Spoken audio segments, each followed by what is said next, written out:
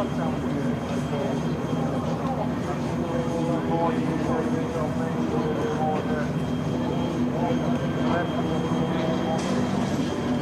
de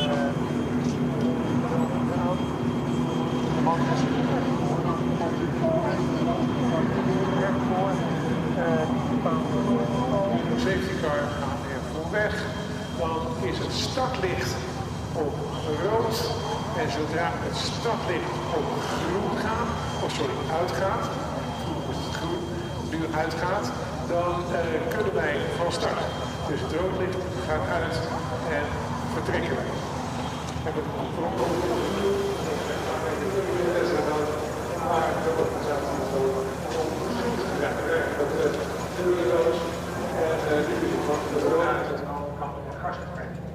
Was een aardig spannende qualifying voor de opstelling. En we hebben op de pole positie staan David de Jong en Jannes Fiek. En naast hem Marcel en Dennis Moulatov. Ik was gisteren nog even aan het Podium cinema buiten. Toen werd de Jaan geïnterviewd. Kleine tenger, snel mannetje. Die bijna een seconde sneller was dan de concurrentie. Alles ja, der hat damals für uns getestet bei Jens.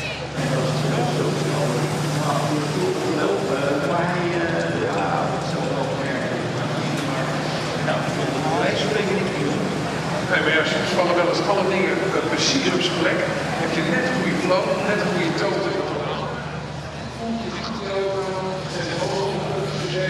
En zie je ook zelf goed in het veld. Dat is ook altijd belangrijk. En dan kan je met de juiste skills dan heel goed uit de voeten komen. Maar zij bepalen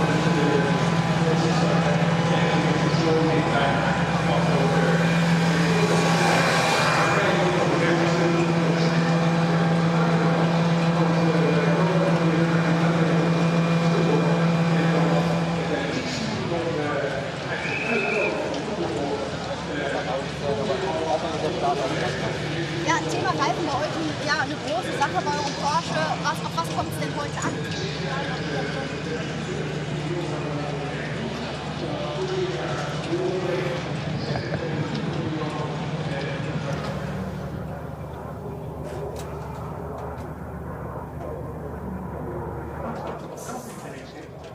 Met een beetje onderstuur te maken, krijg je dan. Dan moet je iets lichten met je gas, krijg je meer druk op het roer, krijg je meer grip. Datzelfde heb je als je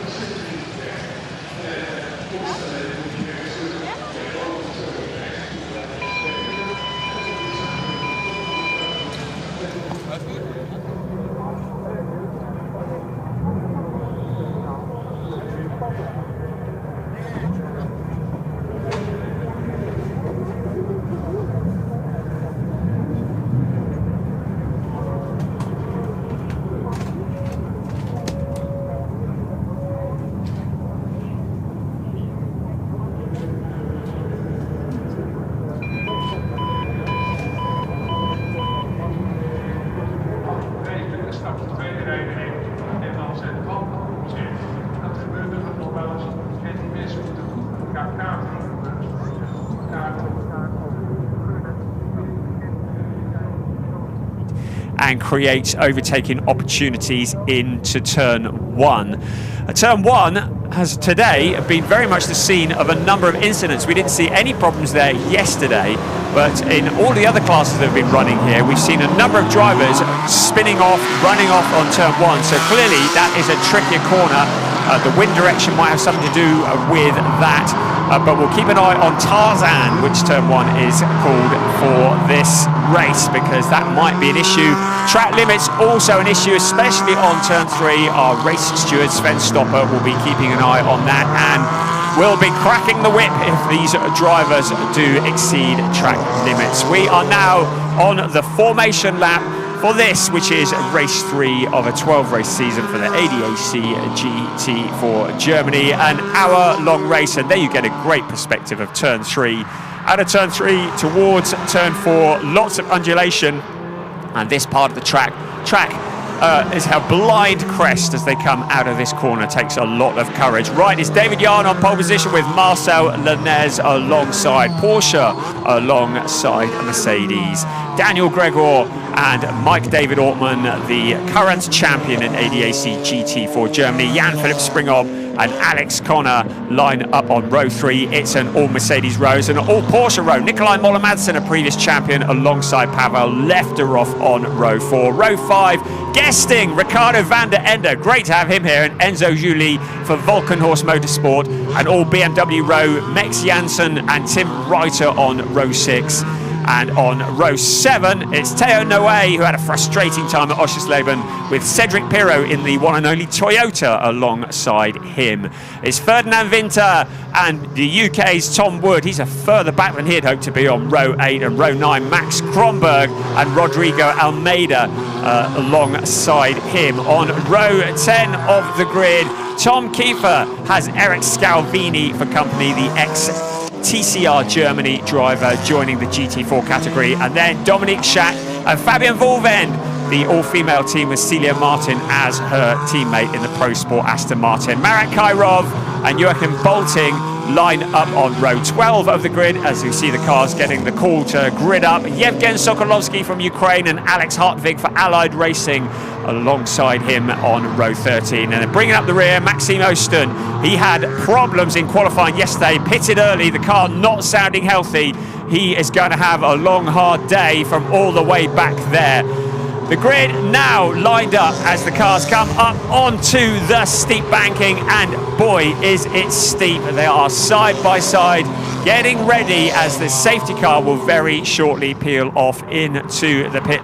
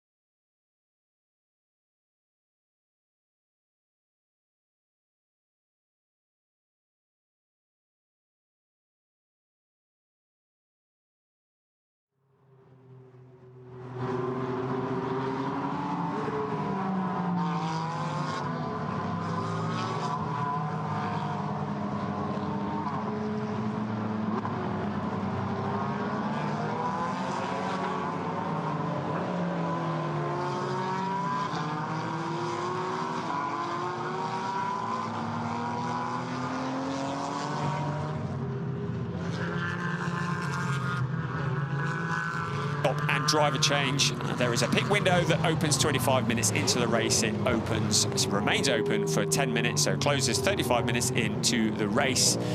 And the pit window, during that pit window, every car must come in to the pits for a mandatory stop and a driver change. We just saw the Dominic Schack car, the number 20 car there, which was also involved in that incident. Potentially could even be the one that is to be judged to possibly being the cause of that accident by our race stewards, but they will have a lot more angles on it than we do, and they will make their decisions. There's also an incident between car 15, which is Tom Wood, and 007, which is Teo Noe, which is under investigation as well. So some contact going on between them in the opening of this race, which is also attracting the attention of the stewards. While we have a gap, we did briefly mention Ricardo van der Ende, the Dutch driver, multi GT4 champion, who joins us in the number 19 car along with Benjamin Lessenes. And Benjamin Lessenes, a Belgian driver, French FFSA championship driver. The two of them are driving the car that was being run by Andres Bachmann and Jessica Bachmann. They're not here this weekend, so that car being occupied by those two. But Ricardo van der Ende, a great driver, really good to have him in the GT4 Germany. You can see the damage on some of these cars that are in the pits at the moment, and a lot of work for the teams as they work on it overnight to get the car ready for race 2, which will be tomorrow.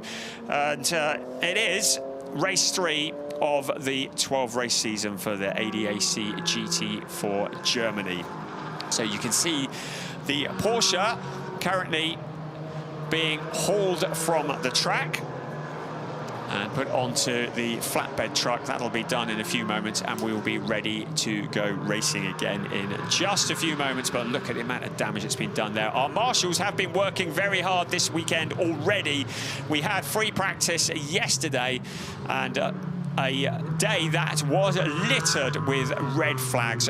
This track, it really does require a lot of concentration and a well-balanced car to be quick around here. You can see the banked corner of turn 3 there, but pretty well all the corners bar 2 are banked. There's confirmation of the investigation between Teo Noe and Tom Wood, the incident that may have occurred between them.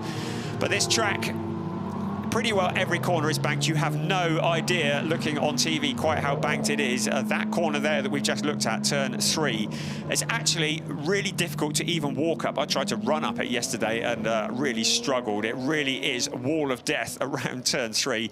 And then you come out of turn 3, out towards turn 4 and 5, and then it is a blind crest towards turn 6. Takes an awful lot of courage to remain flat out there. I was stood on the bottom of turn 6, just looking to see how many drivers touched the brake lights. There were a few, but many were taken flat out. The track quite chewed up with the tarmac, where the cars bottom out as they come up the blind crest and they head towards turn 6 and 7. You can see lots of people here enjoying the Dutch sunshine here on the North Sea coast for this weekend. Of course, we are part of the DTM package. That always draws a big crowd, along with Carrera Cup, Porsche Carrera Cup Germany and Benelux and prototypes. Not to mention the F1 Academy also here this weekend. It is an absolute celebration of all things motorsport and the Dutch who love their motorsport. As I've already mentioned, there are 4 Dutch drivers on the grid. There is Maxime Oosten that we saw involved in that incident that brought out the safety car. Max Janssen, who is currently in 9th place. Nathan Schaap, who is, well, he will not be in the car today because he was the driver who was sharing with Alex Hartwig, who was involved in the incident that we have seen. And of course, Ricardo van der Ende, the Dutch driver who is guesting here for this weekend. Car 24 to fall back behind car 8 and 30 for overtaking under the safety car. So that is Eric Scalvini. He's a driver who's had a bit of a baptism of fire. Did not have a great time at Oschersleben. not having a great time here at the moment as well, has been instructed to drop back for overtaking under the safety car. He's quite lucky that is in fact the only penalty that he's got, because the race steward could so easily turn that into a visit to the penalty box, or worse still, a drive-through penalty. But at the moment, Scalvini is in 18th place, and he has in fact dropped back behind 8 and 30. That is Rodrigo Almeida and Max Kronberg, so they are in 16th and 17th place. Our race leader, David Jahn, ahead of Daniel Gregor. In all of the fuss, Mike David Ortman have made up a position to P3, and he, of course, along with Hugo Sasser, the current champions, looking to become the first ever driver duo to successfully defend their title in the ADAC GT4 Germany. Of course, this is the 5th season of the championship, and nobody has ever successfully defended that title. I would say that they are in a very good position to do that. They are drivers who dominated this event. They won both races from pole position at this event last year, albeit race 1, which was in wet conditions. But they are a very, very useful duo. They lead the way very much in terms of demonstrating how teammates work together to make a successful combination. Currently 9 points adrift in the championship as a result of an incident in the opening race of the season that saw Mike David Ortman not able to even complete 1 lap. But they did go on to win race 2 at Oschersleben. You can see confirmation that the safety car is in on this lap, and we will be ready to get back racing. The crowd will be entertained. The ADAC GT4 Germany, a series that is going from strength to strength, has entertained and continues to entertain. And Zandvoort here looking spectacular under the sunshine. The lights are off on the safety car, and the driver of that car backs, well, he disappears off, and it's David Jahn who backs the pack up. He decides when to go, going relatively early actually, as Jahn onto the accelerator already. Daniel Gregor in 2nd place sees the gap increase.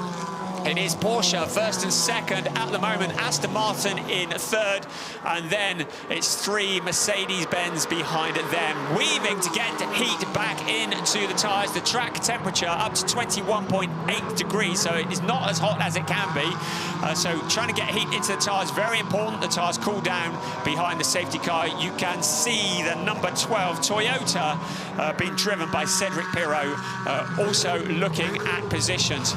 So the cars continue on their way. This, the restart of the race. Remember the pit window, which should, I would think, still open when the clock strikes 35.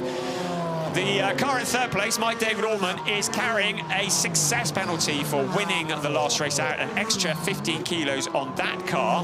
The Michael Makesh and Maxime Osten car is carrying 10 kilos more. Of course, they are in the number 54 car that has had all sorts of trauma already. And Max Janssen and Nico Hanko are carrying an extra 5 kilograms on account of finishing in 3rd place. It is just for this race, and they get to shed that if they don't finish on the podium in this race before tomorrow's race tomorrow morning. But there is David Jahn. He's already opened up a gap from Daniel Gregor, Mike David Ortman, Marcel Lanez, Jan-Philipp Springhoff, Alex Koller, Nikolai Moller-Madsen, Enzo Juli and Max Janssen ahead of Pavel Lefterov and Ricardo van der Ende. They are rounding out the top 10.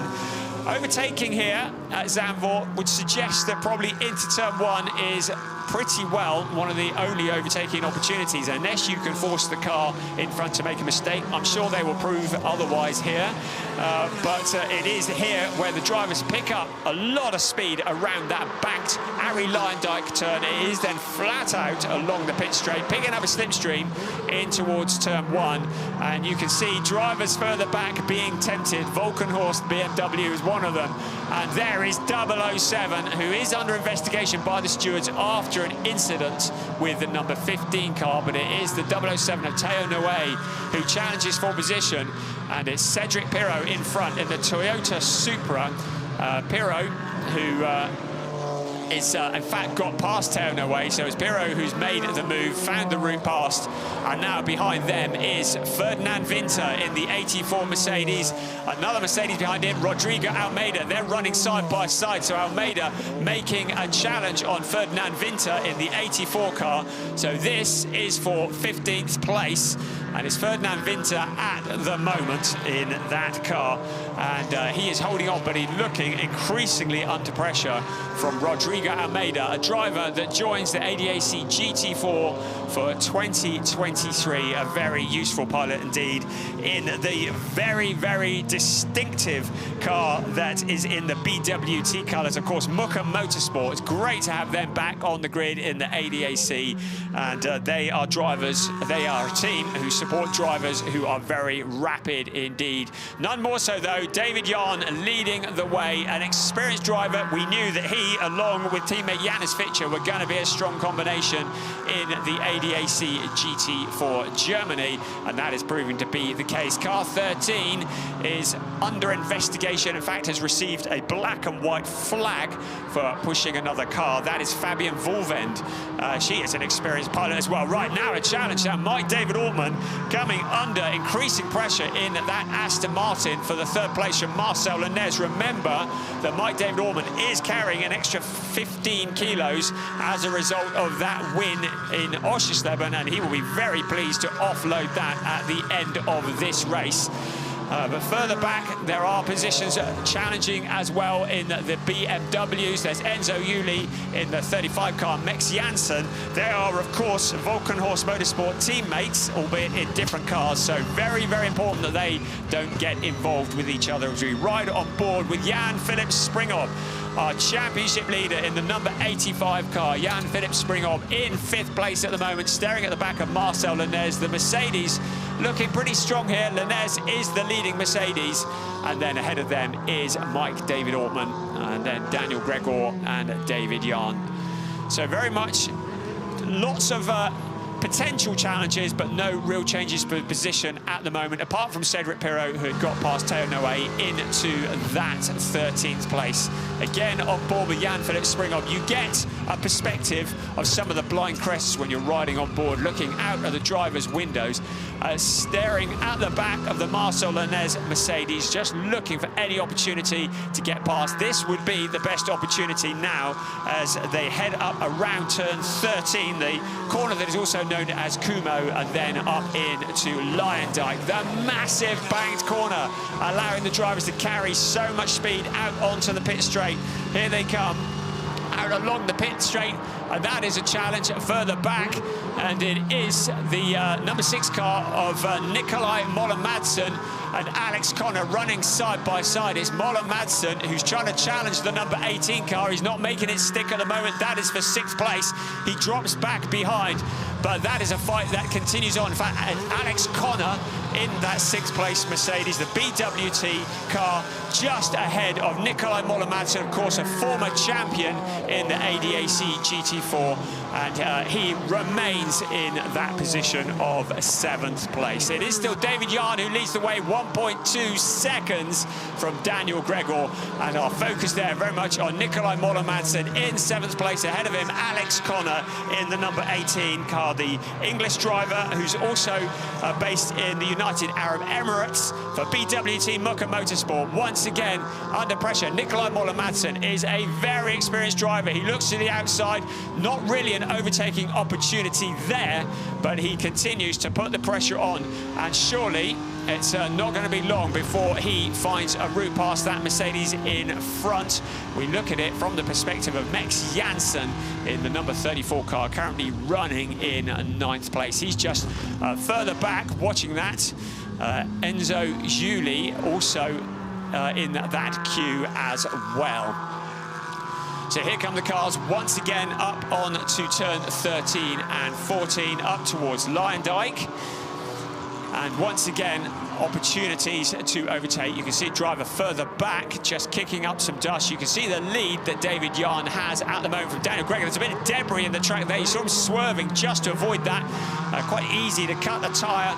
You really don't want to be doing that heading into the Tarzan turn. That's Marcel Lenez in the gold and black Mercedes. There is the evolution of the gap between Mike David Ortman and Marcel Lenez. So Lenez has been keeping the pressure on, and Ortman not quite finding the pace at the moment, but he's still in a podium position. He'd be very happy for that if he could hold on to that all the way to the end of this race, although it would mean he would still carry a success penalty into race 2 tomorrow, albeit a lighter one. There is the 5th place car of Jan Philipp Springerop, and he has Nikolai Moller-Madsen behind him, and also Alex Connor in the pink Mercedes that we have been watching up until now. So Marcel Lenez in the 4th place, sharing the driving duties with Denis Bulatov, a very useful driver indeed.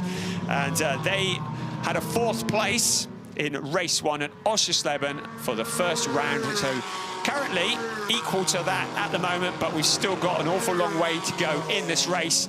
We are just 2 minutes away from the pit window opening, and then when that window is open, there will be a 10-minute period that the drivers must come in for the driver change. There is a minimum pit stop time of 95 seconds, so if the car is in the pits for any less than that, from pit entry to pit exit, they will pick up a penalty. A minimum pit stop time of 95 seconds. And the teams will be currently plotting and strategizing when to bring the drivers in, when is the best time. Whether the car is running in traffic or out on open track, they might decide that they want to bring them in and get them out onto open track, or it might be they want to maximize the driver that they perceive to be the fastest of the duo to keep them out for as long as possible. David Yarn continues to be our race leader. Teo Noe has succumbed to the pressures of Eric Scalvini in the number 24 car, so Scalvini up to 16th. Tom Wood has worked away past Tom Kiefer, so Tom Wood is up into 18th, but very much as you were, the top 15 remaining unchanged at the moment, but that is all likely to change. We have 50 seconds until the pit window opens, and this is when things may well jumble up quite significantly. David Yarn, I would suggest, with an open track in front of him and a 1.6 second gap over Daniel Gregor, may well decide, the team may well decide they want to maximize his time in the car and keep him out for as long as possible before he hands over to Janis Fitcher. So there is that fight for 2nd place. Daniel Gregor, Mike David Ortman behind, and then Marcel Lenez. It does look as though Daniel Gregor perhaps not the quickest of that queue. He's at the front at the moment, and Mike David Ortman, with that added penalty of weight, the success penalty, struggling to find a route past the Porsche. And of course, if he makes a move and it doesn't stick, he may well open the door for Marcel Lenez to come through. Jan Philipp Springer also there in the background, ready to pounce if he has an opportunity. Out of line dive we come. You can see the pit window is open, so we'll keep one eye on the track and one eye on the pits to see whether anybody does peel off early on. They certainly don't at this point, but we have 10 minutes in which all the drivers will need to come in. So good lead for David Yarn, 1.5 seconds. He's very much controlling this. Of course, tyre degradation also an issue as they go head up onto the turn 3 banking. The tyres, well, they're not allowed tyre changes during the race. You can see some cars at the bottom of the screen have already pitted. There is the clock ticking down from their 95 minimum pit stop time. But the tyres have to last the race. There are no tyre changes allowed, and whatever state the tyres are in when you hand the car over to your co-pilot, well, he's going to have to handle that, he or she is going to have to handle that all the way to the checkered flag. So looking after the tyres early on is strategic, and David Yarn certainly controlling this race from the front. It's Marat Kairov who's handing over to Gabriel Piana in the Hofer Racing by Bonk Motorsport BMW. Of course, Gabriel Piana, a 2021 champion in the ADAC GT4 Germany. Also 007 in, that's Teo Noe. He was not happy at Oschersleben after breaking an oil cooler in race 1, was not even able to start race 2, but he hands over to Ben Durr, the German driver who was a very rapid rapid all season long last year. And that is the Pirro Sports Toyota Supra. Cedric Pirro handing over to Robin Falkenbach, a driver that we're used to seeing in a Mercedes AMG, wafting a bit of air in. There we go. There's a bit of public service for you before he slams the door shut. And Robin Falkenbach, very different beast, the Toyota Supra this year, but he has taken to that very well indeed. 16th and 25th were their finishes at Oschersleben, but looking pretty solid, and currently doing very well in this race, although not troubling the leaders at the moment. But of course that may well change once the pit window has closed. You can see the clock's ticking down. The green P means that all is good. You can see a number of the drivers. That's Max Wimmer. We haven't mentioned him yet in the number 24 car, in the Wimmer Motorsport car alongside Eric Scalvini. It's great to have him, a legendary name in the world of TCR quite a lot in the number 24 car. But his pit stop was well over the minimum time, so losing a bit of time in the pits effectively. A bit of a scrabble as they come out of the pits. That is Gabriel Piano, an experienced driver who's got a bit of work to do in the Hofer Racing by Bonk Motorsport BMW. Ben Durr just ahead of him, and the 24 car of Max Wimmer just ahead of them as well. So David Yarn continuing to stay out. The number 20 car into the pits. That's Dominic Schack, who's handing over to Philip Gogelok. And again, you can see the clock ticking down. Keep an eye on that P. The light grey P means they haven't pitted. The dark grey P means they are in the pits. The green P means that they have pitted and all is well. All is not well for car 24, a pit stop infringement for Max Wimmer. So that means a penalty lap. The penalty lap is that white box you just saw on your screens on the exit of turn 12. He will have to pass through that at no more than 50 kilometers an hour. It's a 200-meter box, and he'll have to pass through that. And that will have, it's kind of this similar to a 5-second penalty. It's a pit stop infringement. According to our screens, he didn't go below the minimum time. So something else, it may have been too many mechanics working on the car. Something like that is very, very tightly restricted as we look at Max Jensen handing over to Nico Handke in the Volkenhorst Motorsport BMW. Great to have the legendary Volkenhorst there, fielding 2 cars in ADAC GT4 Germany this year. Welcome, welcome addition to have that mighty name on our grid. Telling you about the graphic, if the P sign goes red, it means the driver has gone below the minimum pit stop time. So keep an eye on the red P. Nobody likes red P. It means a visit to the penalty box is almost certainly incoming. More and more cars are into the pits at the moment. Tom Wood, he is handing over to Mo Ritson, another of the British drivers who is so rapid. They had a disappointing qualifying yesterday and are really looking to make up and push forward from this today. Ferdinand Winter also into the pits, and he is handing over to Patrick Steinmetz. Patrick Steinmetz, a driver who was in BMW last year, and something very, very different this year in the CV Performance Group Mercedes. We're looking at a replay here as the cars come over the crest of the hill. Some great shots, a little bit of a slide where David Yarn just giving it the full beans, and so much undulation on this track, so many blind crests as well. It takes an awful lot of courage to keep the foot flat on the floor, using the curbs to great effect. Bumping over them in the background there is Daniel Gregor, who is still out at the moment, and Mike David Orman. Right into the pits comes the number 4 car, so Marcel Lanez handing over to Denis Bulatov, and we will see where he comes out in 11th place when he came into the pits. Here comes Denis Bulatov. He's able to help the outgoing pilot, and then adjustments are made. Quite often drivers need a seat insert because they are often of different builds. Just the 2 mechanics allowed to do tyre pressures, a minimal amount allowed to be done on the car. That's Josef Knopp, who is taking over from Rodrigo Almeida. Good job from him in the number 8 BWT Muka Motorsport Mercedes. 13th place has been their best so far, and that was in the first race at Oschersleben last time out. Josef Knopp is a driver that has come through the ranks of Formula 4. We haven't seen him for a couple of years, and then he came back last year into GT4 and has proven to be very useful on his transition to saloon car racing from open wheelers. There are still 12 cars that are yet to come into the pits. They've still got less than 3.5 minutes in which to do that. Of course, they mustn't miss the pit window. If they do that, there will be all sorts of dramas coming their way. Race leader remains out. We thought he might stay out quite a long time. Daniel Gregor also staying out quite a long time. He will be handing over to Finn Zulauf. He's in second place. Very much Mike David Ortman. Well, consistency is what he needs.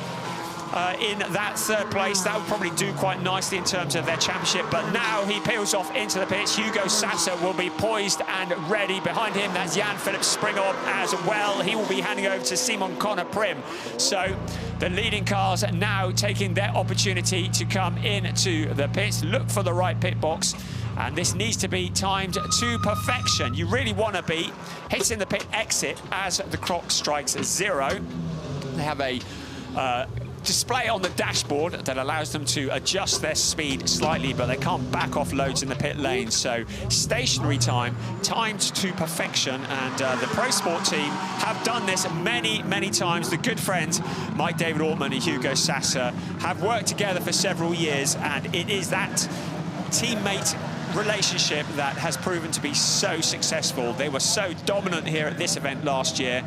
Spoke to Mike yesterday. He seemed a bit frustrated with how things were going, but I should think that third place, not bad at all. Of course, they're used to winning here, but third place would be a good points haul, and it is consistent finishes that win championships. It's not just winning races. Now that wait for the clock to tick down, it must be so tempting to want to go, right, I want to get back on the track, but if you get out too early, then you are going to ruin everything.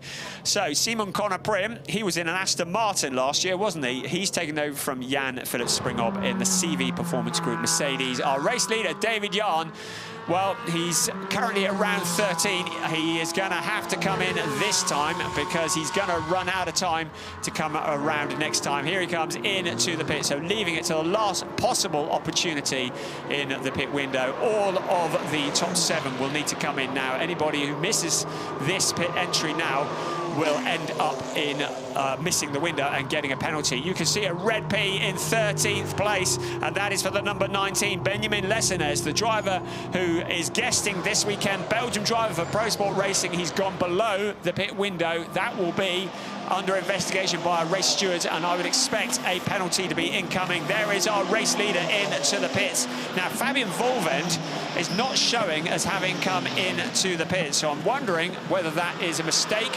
or whether she's still out on track. She is now into the pits, so she was just a little bit further back from the rest of the pack. She really did leave it till late in the window. So everybody has made the pit window. Benjamin Lessenes is under investigation for going below the pit stop window. The race leader, as was before this pit stop, was David Jahn, handing over to Janis Fitcher, and he will rejoin. Second place, tucked up and just behind. It's an ADAC Motorsport, WNS Motorsport car in the number 31 and the number 75. So both cars in the same team running together, and they clearly have a great setup at ADAC WNS Motorsport. They will rejoin. Hugo Sasser out on track at the moment. So the question is, how much progress has Sasser been able to make while the cars that were the race leaders have been in the pits? Here he comes around Lyondike now, so we're going to see where the 31 car comes. Well, he's moving already out into the pit lane, well ahead by the looks of things. So it looks as though it is Janis Fitcher who is going to retake the lead of this race. Sasser getting caught up a little bit there with the Mercedes in front of him. So here comes the car that will retake the lead. A textbook stop, but second place goes the way of Hugo Sasser, or in fact it's third still, because Denis Bolotov has got the jump. So that Mercedes with Denis Bolotov at the wheel has got the jump. As expected, Benjamin Lessenes is going to have to make a visit to the penalty box as a result of going below the pit stop time. So frustratingly for Sasa, he's still in third, and it is Bulatov who got the jump as a result of the pit stop window. Finn Zulauf, who's taken over the number 75 car, is down into fourth place. Simon Connor Prim into fifth. So a great job from Dennis Bulatov, who's taken over from Marcel Lanez. Came so close to a win at Oschersleben, but for a penalty, ended up in fourth place and looking to improve on that. So what kind of progress can he make on Janis Fitcher? Janis Fitcher, a great driver, has been around for a number of years, very experienced, but perhaps not quite as experienced as his co-pilot David Jahn. So it'll be interesting to see what kind of pressure he comes under from Dennis Bulatov. Hugo Sasa, well, he looks pretty rapid as well in the Aston Martin. We're riding on board with Simon Connor Prim in the number 85 fifth place car, staring at the back of the Finn Zulauf Porsche. Up onto the line dive banking once again, and down onto the pit straight they come. In towards turn one. Great to see drivers just being very sensible. We had so many incidents in free practice yesterday. Drivers off into the gravel trap, but some really solid, sensible driving today. But for that incident on lap one, everything else has been pretty solid all around. A bit of a wobble there from Finn Zulauf under braking, clearly under a lot of pressure from Simon Connor Prim up onto the turn three banking. And the Simon Connor Prim Mercedes looking the quicker. And I was saying about drivers being sensible, keeping out the gravel. Well, that is the 24 car. Max Wimmer, the Austrian driver, having a little excursion. He keeps it going. That's a result in itself, because I have to tell you, the gravel traps are very, very deep. He's currently down in 22nd place.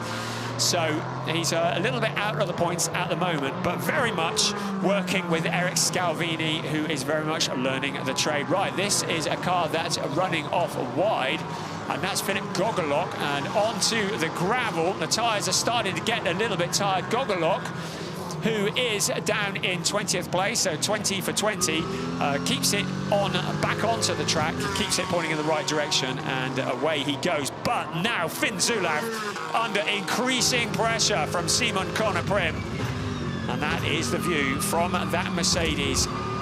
He continues to hassle the Porsche. Now the question is, as they come around turn 12 and up towards turn 13, is he going to be able to get close enough to make a move along the pit straight? It's up under line deck, and another car that looked like Hugo Sasa running wide.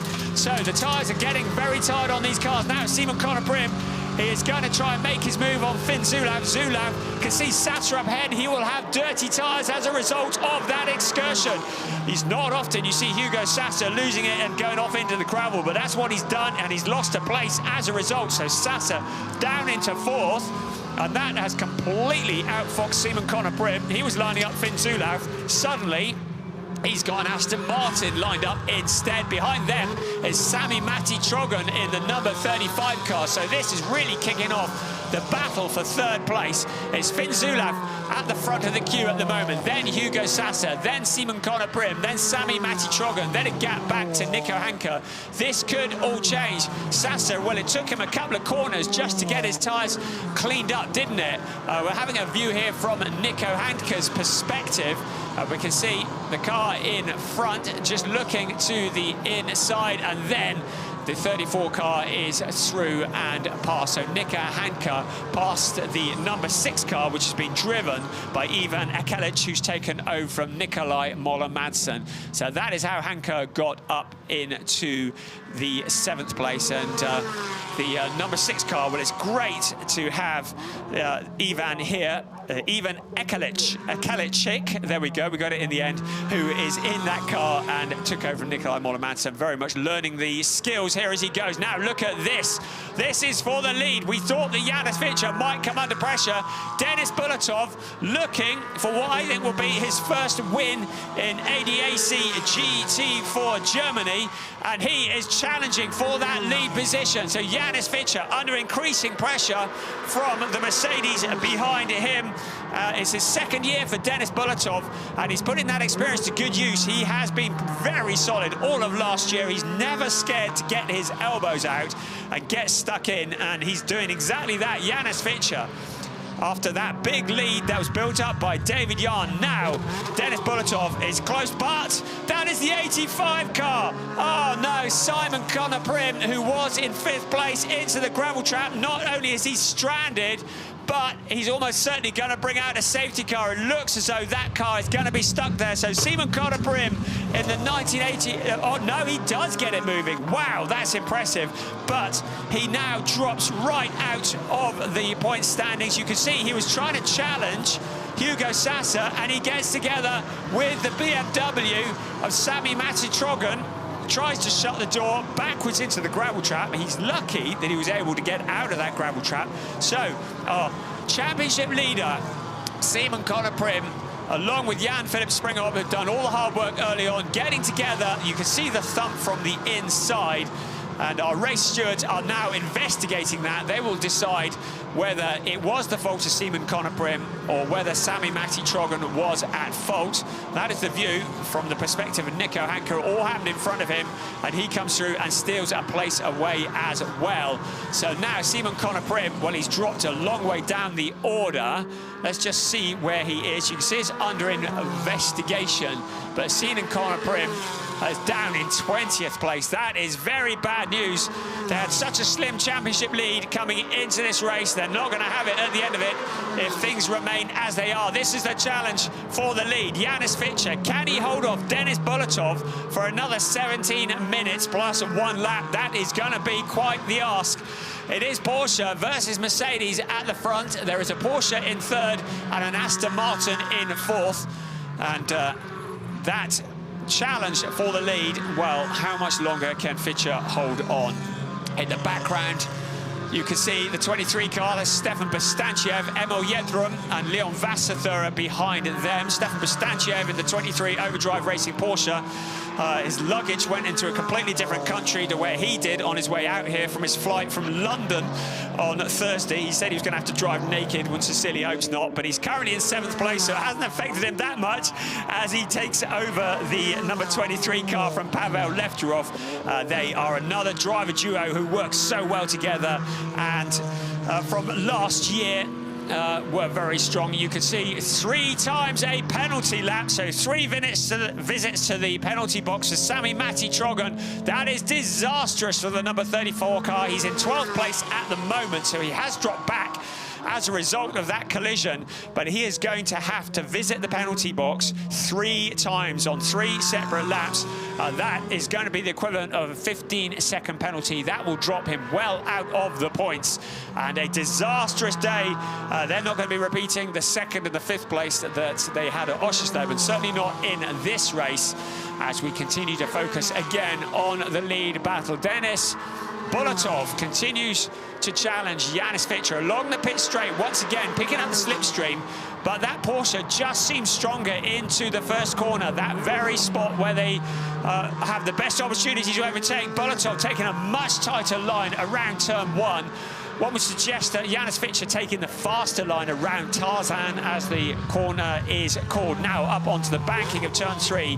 Fichter taking a much higher line. Bulatov trying different lines, trying to find a route past and seeing whether he can do something different to the car in front. He's got quarter an hour plus 1 lap to find a route past Denis Bulatov. Finn Zulauf in 3rd place, just keeping a watch. Hugo Sassa back into that 4th place. Nico Hanke behind them. Ivan Ekelichik in 6th place ahead of Stefan Bostanciev, having his best drive for quite some time ahead of Leon Vasserthur, Emil Yedrum and Patrick Steinmetz, rounding out the top 10. We are into the last quarter of the race, and it is Janis Fichter who leads. Last time they crossed the line, it said 0.2 of a second. You can see the gap. It is varying on each corner. Denis Bulatov looking the quicker of the 2. It's Porsche versus Mercedes for the top step of the podium on this race 3 of a 12-race season for the ADAC GT4 Germany. Our championship leaders, Simon Connor Prim, Jan-Philipp Springhoff, currently loitering down in 19th place as a result of that contact with the number 35 car being driven by Sami Matti-Trogan. He has got 3 visits to the penalty box as a result, and that will also drop him well out of the points. But our focus still on this battle battle for the lead. Once again, Janis Fichter very much looking in his mirrors, driving defensively. Bulatov looks to the inside into turn 1, but again, Fichter has that faster line. There's a puncture, and that is for Ivan Ekelichik. Oh, that is a shame after all that hard work. The number 6 car with a flat tyre, you can see him drifting. He goes out, you see the marshals ducking. I'm with you on that one, mate. So he keeps it going, keeps it out of the deep gravel trap. So great job there. That looked like it was out on turn 3. But that shredded tyre means he's going to have to come into the pits for a tyre change. As we already said, tyre change is not normally allowed as the tyre now departs the rim completely and goes AWOL, comes to rest on the gravel. But tyre changes are allowed if there is a puncture. Just the puncture tyre will be allowed to be changed, but he is going to be dropping an awfully long way down the order.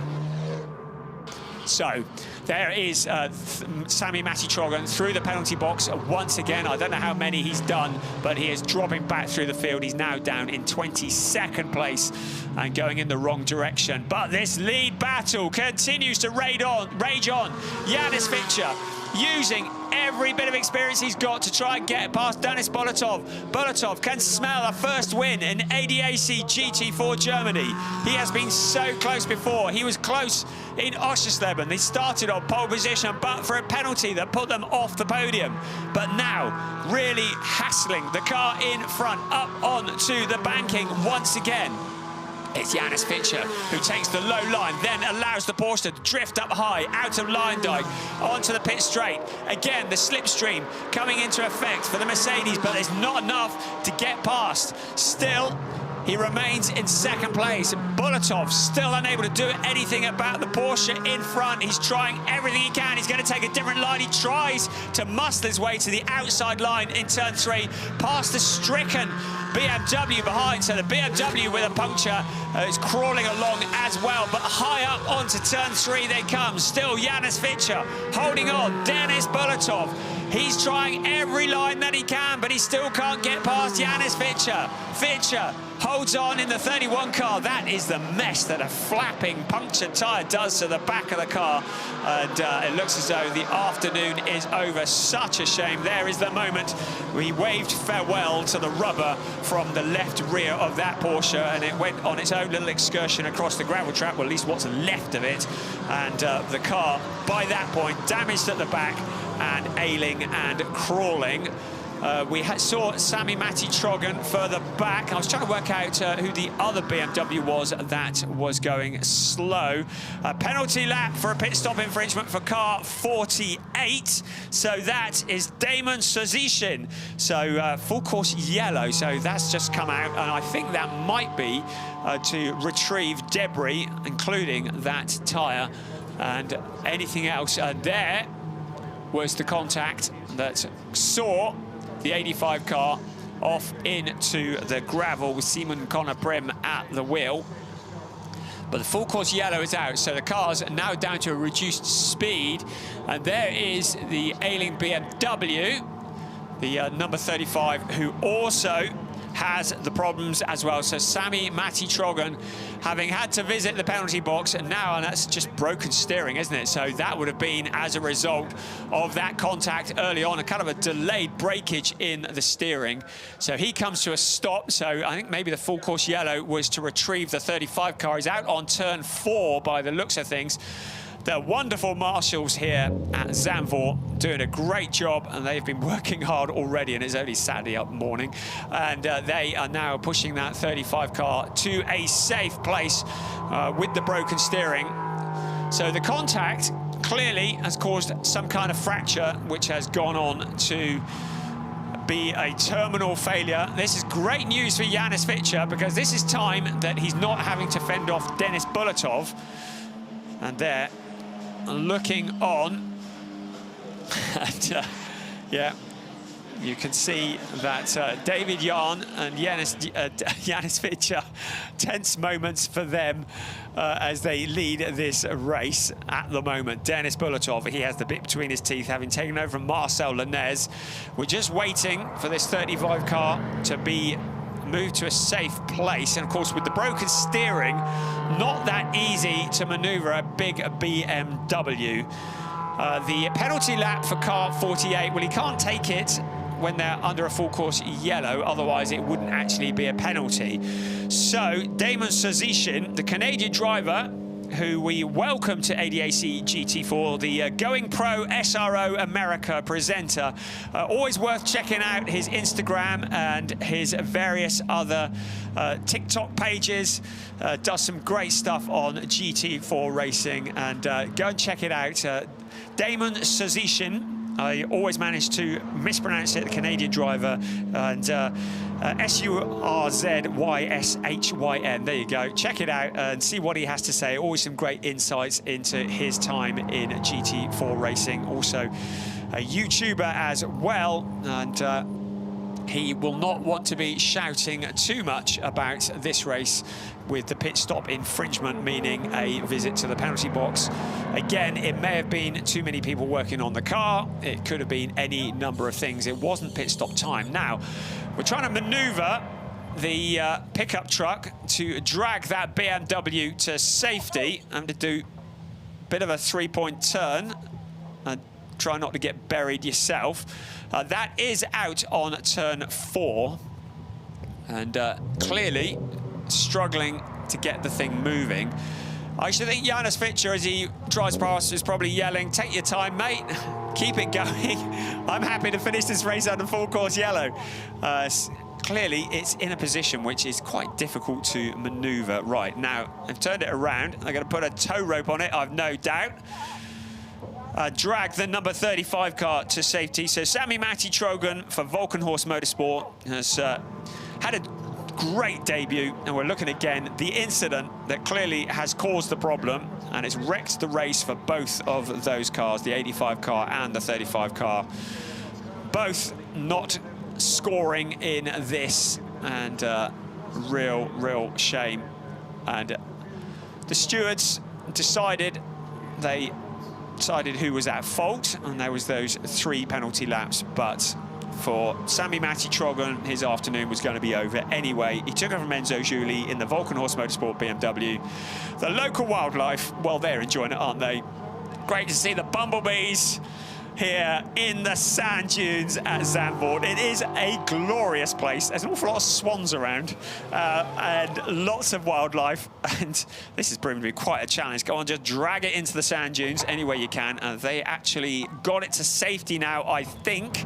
So the full course yellow is ending in 10 seconds. Well, it'll be less than that by now. So Janus Fitcher, well, this is going to be an opportunity to potentially open up some space. He's got a back marking car in front of him. We are go back to green flag racing. Dennis Bulatov will see this as his opportunity to get the jump. He doesn't quite make it past Damon Sazishin, who will need to enter the penalty box as a result of that pit stop infringement. But first and second, Janus Fitcher still glued together.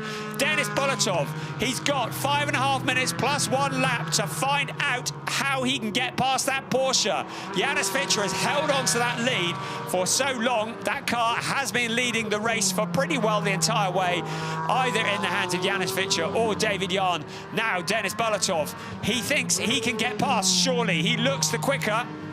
Up around the corner they come. That is turn 10 and up towards turn 11. This is a short little back straight, but it's got a curve in it as well, but we call it the back straight. Not really a great overtaking opportunity.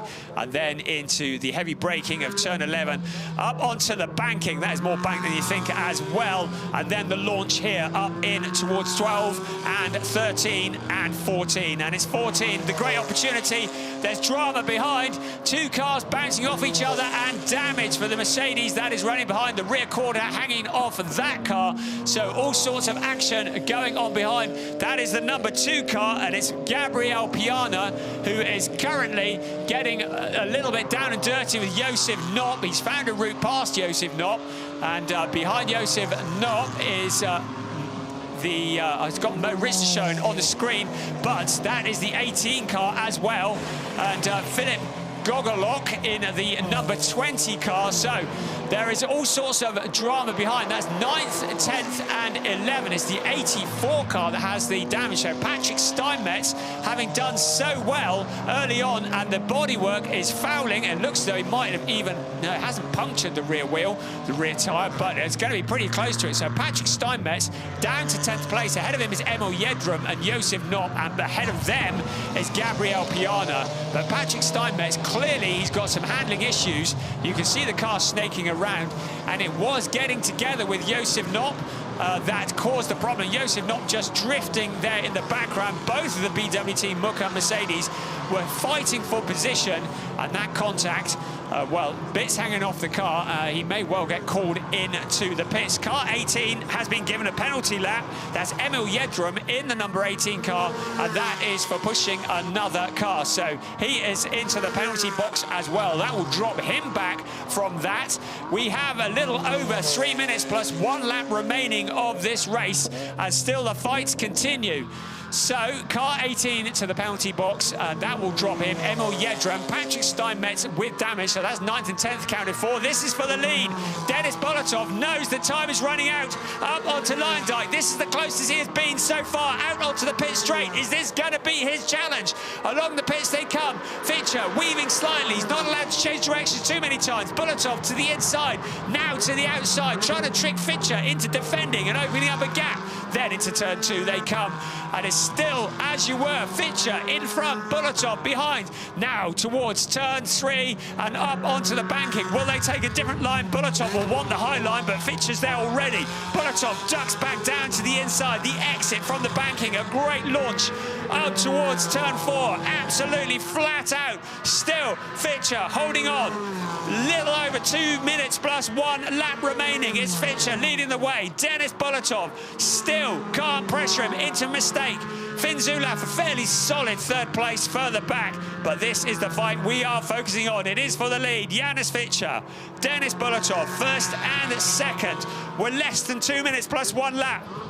Bolotov is going to have to give it everything he's got. You can see the investigation for speeding under full course yellow, 26, 13 and 24. That's none of our leading cars, so we'll look at that later, because our focus very much at the moment on Janis Fischer fending off Dennis Bolotov for the lead of this race. It is the 3rd race of the season. It still could go anywhere. It is 90 seconds plus 1 lap remaining. Janis Fischer, he has held on for so long. His co-driver has led for so long. Dennis Bolotov wants to steal the glory in the closing stages here at Zandvoort. Once again, they head up onto the banking. Once again, Bolotov will want to have the faster line as they head along the pit straight. Once again, Janis Fischer will have that line. So, along the pit straight they come. Again, Fischer still holding it all together. In the background, Finn Zulaf in 3rd place. Again, Bolotov to the inside. He's running out of ideas. Into turn 1. A little look to the outside. Still no way through. Now, into turn 3. Once again, Bolotov will want to take a completely different line to try and hassle Fischer into a mistake. Here we go. Up the banking they come. And Bolotov going high. Fischer taking a defensive line once again. Out of 3 up towards the blind crest they come yet again. We're into the final 30 seconds plus 1 lap. It is still Janis Fischer who leads the way. Dennis Bolotov speeding under the full course yellow, investigated after the race, 13, 24 and 26. That's none of our leading cars, so we'll look at that later on and see that confirmation. There was 3rd place, Finn Zulaf just popping through. Bolotov sees a gap on the inside. He still can't make it stick. So again, Janis Fischer doing what he needs to do, just holding on to that racing line. Dennis Bolotov still in that 2nd place. You can almost see the steam coming out of his ears. He is so frustrated trying to get past. He can't find the route. The clock has struck 0, so when they cross the line next time, it will be the final lap of the race. And it is still Janis Fischer. He needs to hold on for just 1.5 laps to take this win, his 1st win of the season in the ADAC GT4 Germany. Out onto the final corners for the penultimate time, and then it will be one last dash along the pit straight in towards turn 1. Surely this is Bulatov's last opportunity to make a move past. He doesn't look close enough to me. Fischer has the line into turn 1. Now he just needs to hold it together. Around turn 1 they come. Bulatov still monstering him, still trying to push him into that mistake. Fischer will have to focus what's in front, not on his mirrors. Into turn 2 they come. Bulatov almost pushing him. The Mercedes shadowing his every move. He looks to the inside. Fischer shuts the door. Up high they both go. Fischer still leading the way. Denis Bulatov, he's running out of ideas now. Out of 3 towards 4 they come. Flat out they come. Up towards the blind crest. Up over the hill and then back down the other side. Janis Fischer leading the way. Finn Zulauf still in that 3rd place in the background, but too far back to do anything about it. Now into turn 7 for the last time. Around to turn 8 they come. Janis Fischer, he's done all the hard work along with his teammate David Yarn. Denis Bulatov having taken advantage of the pit window to jump up into 2nd place. A brilliant move, but he's not been able to elevate it that last step of the podium to take that all-important win. It is still Janis Fischer who holds on. They almost crawl around turn 10. Bulatov frustrated along what we call the back straight up towards turn 11 and then towards the chicane and into the back turn 12 for the very last time. And then the short little squirt of power up towards turn 13 and then high up on the banking. Janis Fischer leads the way from Denis Bulatov. Up onto Lyondike they come for the very last time and out onto the pit straight. It's Janis Fischer and David Yarn who take the win. Race 3 of the season for the ADAC GT4 Germany.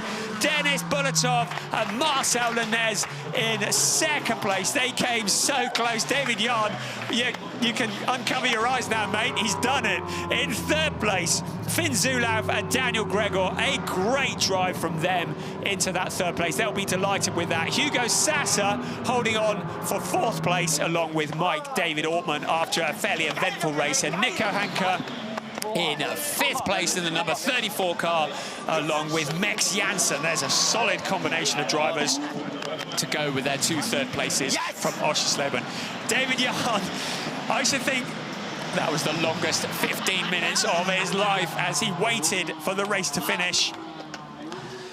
We had a number of cars that were investigated for speeding under the full course yellow, a whole number of cars.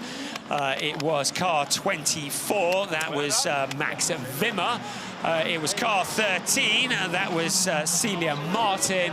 And car 26, that was Christian Koch, all under investigation for speeding under the yellow flag. The incident between Patrick Steinmetz and car number 8, been driven by Josef Knopp. No further action, but the headline here at Zandvoort on this Saturday morning in the sunshine: Janis Fischer is a race winner. David Yarn, well, a very successful GT driver of many years. We knew when they announced that those 2 drivers were going to be at the wheel of the Avia WNS Motorsport Porsche. We knew they were going to be championship contenders, and that has been the case. They got a 5th place and a 6th place at Oschersleben. They are going to be up at the sharp end, if not at the top of the points, once this is all done and dusted. There is your classification. It's Yarn and Fischer who take 1st place ahead of Marcel Lenez and Denis Bulatov. Daniel Gregor, Finn Zulauf in 3rd ahead of Mike David Ortman and Hugo Sasser. Max Janssen and Nico Hanke ahead of Tim Reiter and Leon Vassether. A quiet race from them, but a good solid 6th place. Marat Kairov and Gabriel Piana, and then Josef Knopp and Rodrigo Almeida rounding out the top 8. Tom Wood and Mo Ritson, well, maybe they're satisfied with 9th place, and the guesting Ricardo van Ender and Benjamin Lessenes, who are in that 10th place. That is the top 10, and there are the rest of the cars. Scrolling through, we had a few non-finishers. It did get a little bit lively towards the end. Lefterov and Bostanciev a long way back at the end, the number 23 car, so clearly issues there for them. In fact, they did retire. So having made such good progress, they were in the points. As we look at the debris, that says it all about the last quarter of the race. I think I caused that by saying how clean the racing had been and how there'd been no drama. And then, almost instantaneously, it all kicked off. And that is the remnants of somebody's car out on the corner. Probably one of the Mercedes, I should think it's probably Patrick Steinmetz. The wind is blowing quite hard here as the track crew work hard to sweep the sand from the track. But it has been thoroughly entertaining from the ADAC GT4 Germany. They never fail to entertain. A great series that goes from strength to strength. Has been wonderful since the ADAC introduced it in 2019. A real focal point, a championship that drivers want to be in, and a championship that drivers want to win and be part of. So, Janis Fischer, by my reckoning, that's his first ever win in ADAC GT4. He's had a podium last year, but this will be his first win. David Jahn, well, we've seen him in GT Masters and various other GT categories. A very, very experienced driver. Lots of wins over the years. I believe this is probably his first win in GT4 as well. So they will be delighted with that. A potent combination of David Jahn and Janis Fischer. Jahn did the hard work getting on pole, and there you can see we thought they might be near the top of the points. Well, they're more than near, aren't they? They are actually at the top of the points, so leading by 3 points from Nico Hanke and Mex Janssen. They are solid, just being there or thereabouts. And Dennis Bulatov and Marcel Lenez, well, they gave it everything, didn't they? And surely that win is not going to be too far away. They have come so close at all the races so far this year, and surely are going to be on that top step before too long. They've got to be happy with second place by my reckoning. I think that's probably their best result in GT4 as well. And Finn Zulaf and Daniel Gregor, another great combination. Thumbs up. Good job done. Keeping out of trouble. And there, the Avia WNS Motorsport. Well, it's going to be a lively night in their paddock tonight, isn't it? I think the champagne will be flowing, a first and a third for them. Second place for BCMC Motorsport, powered by Eastside Motorsport, to give them their full title, with Dennis Bulatov at the wheel along with Marcel Lenez. But again, Avia WNS Motorsport with the Porsche 718 Cayman, Janis Fischer and David Jahn taking the honours here in race 3 of the season, race 1 of the weekend at Zandvoort.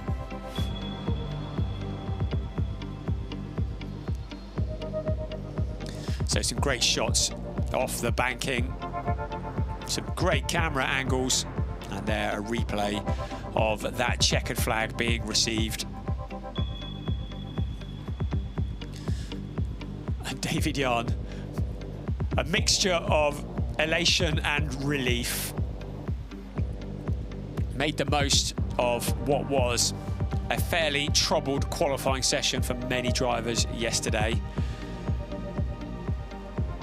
Our championship leaders coming into this race, Simon Konoprim and Jan-Philipp Springhob, while they've picked up a point. Simon Konoprim getting it back into the points, which is pretty good going considering, and it is 14th place. So in fact, 2 points going onto their tally. Every point counts. They were 2 points ahead of Nico Hanke and Mex Janssen coming into this race. They will be behind them now, but still very much in the fight. There's an awful lot of racing still to come from the ADAC GT4 this year. We've got a bit of a gap after this. We've got race tomorrow, of course. That'll be race 4, but then a bit of a gap. It's the beginning of August. We head to the legendary Nürburgring for races 5 and 6. A couple of weeks after that, in August as well, the Lausitz Ring for races 7 and 8.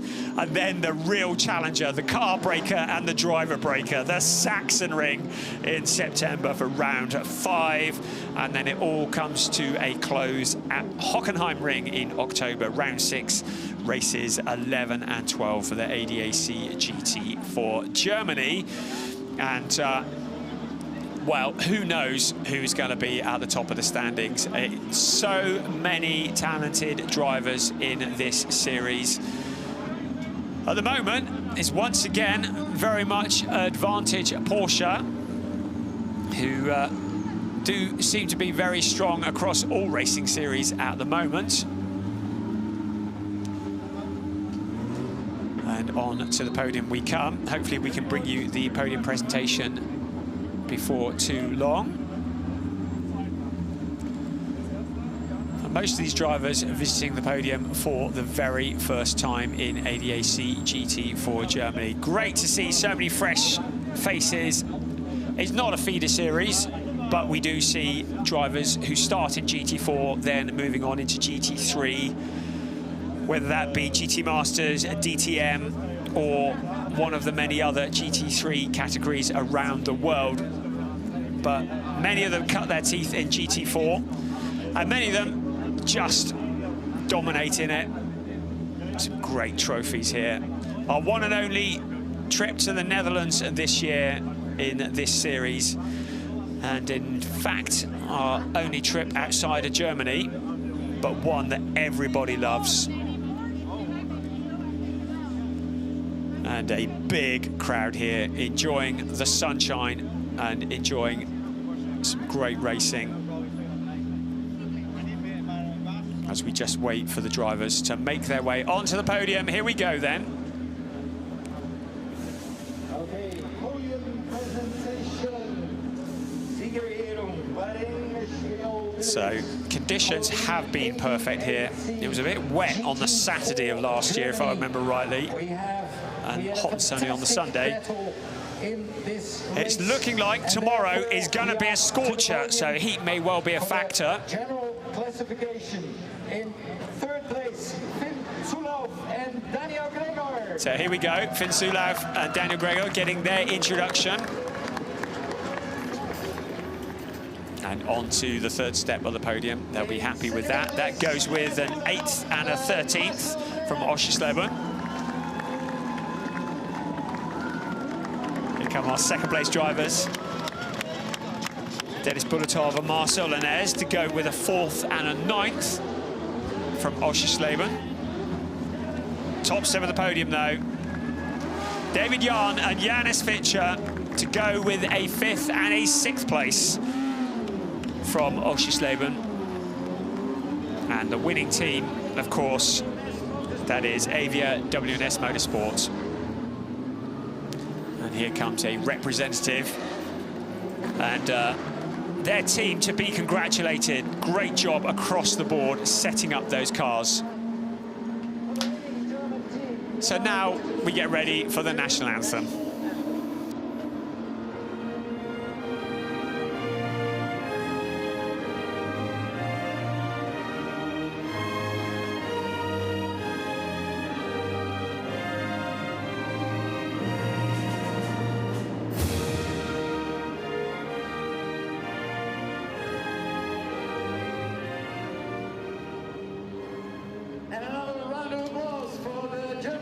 So German flags flying above all of the podium positions. And the ADAC Sports President Gert Ensner presenting the winners' trophies. Trophies will be handed out by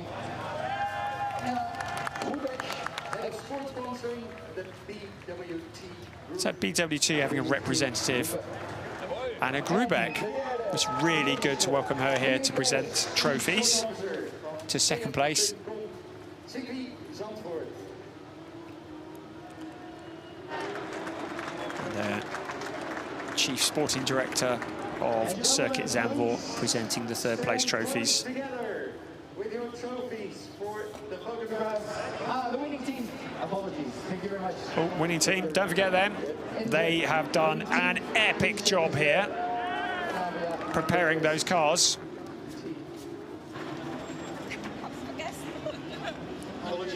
Photos and memories that will be cherished for times to come. But it all changes again because tomorrow will be a whole new day. It's going to be hotter probably. And the race, well, 10 o'clock, so slightly earlier tomorrow.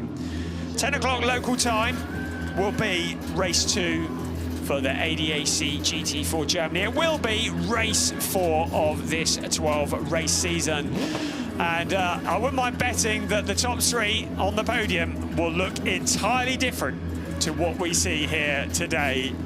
It is the ADAC GT4 Germany, a tough series providing great entertainment. Join us back here at Zandvoort tomorrow for race 2 of the weekend. We see you then. Bye-bye.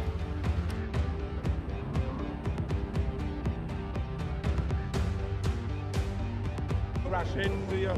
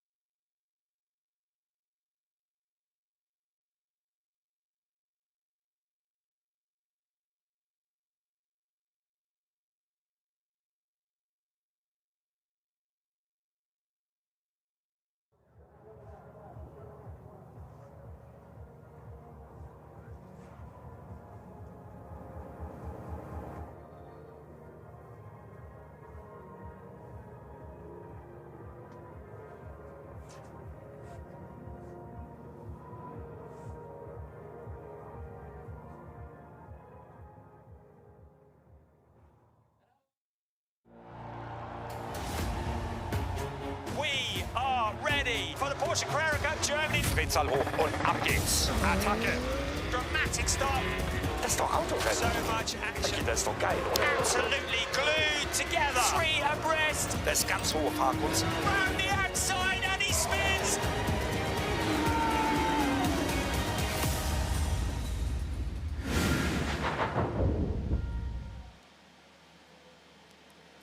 We are by the seaside, celebrating 75 years of Porsche's